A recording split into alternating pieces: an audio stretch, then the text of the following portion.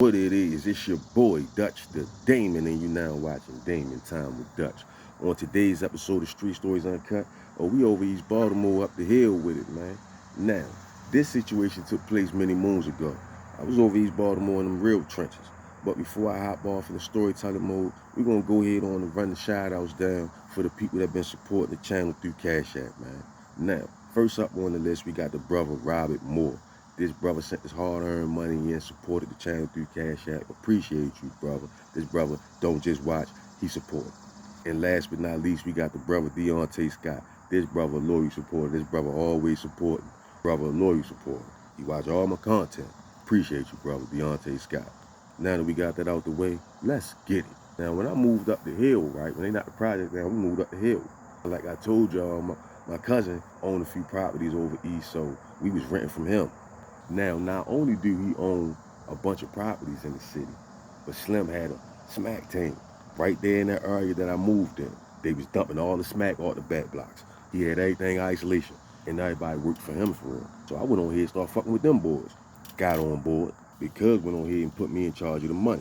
So basically all I had to really do was collect, oversee, and make sure everybody's count was right.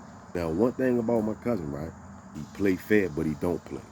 He used to carry it like this: however much you can handle, he'll lay it on you, but don't fuck his money up. If you can't handle it, he'll bump the sides down, but don't fuck his money up. Man, I had strict instructions. Anybody count come up short, and I'm talking $1 short, they don't get paid at the end of the night.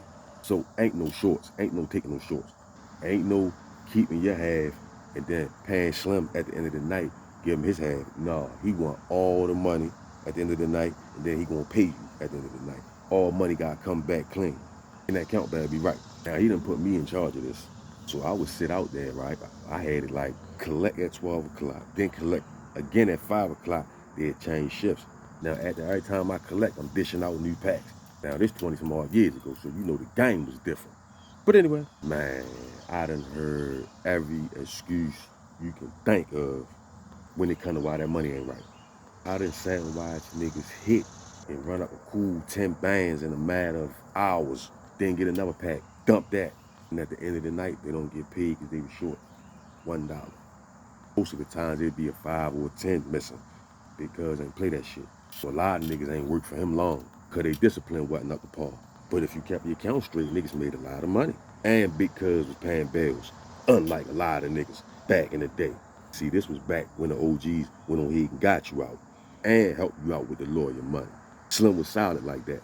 So I can remember, right, very vividly, it was these two old heads, smack heads for real, back then going around the different dope holes, sticking niggas up, right? Now, at this time, we wasn't hip yet. We didn't know. But niggas down the hill was catching it. They hadn't brought that shit up the hill yet. Now, these two old smack heads I'm talking about, they old school killers. Way back. A lot of times, if they get you, you be lucky to get away with your life. You know what I mean?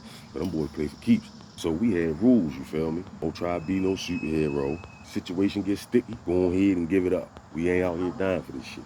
And we also used to have them pipes out there on the block put up under them car tires and shit like that. Just in case. But this was the thing about that. We couldn't always do that. Sometimes them jump outs hit the corner ball and they was finding the straps. We was losing straps like that. So, you know, sometimes for the most part, we'd have them out there. If them boys was riding like that, a lot of times we'd go ahead on and put them up. But a nigga rather you lose a pack than a strap, you feel me? Well, long story short, this one night we was out there was one of them nights we didn't have them out there. Police riding around heavy that night.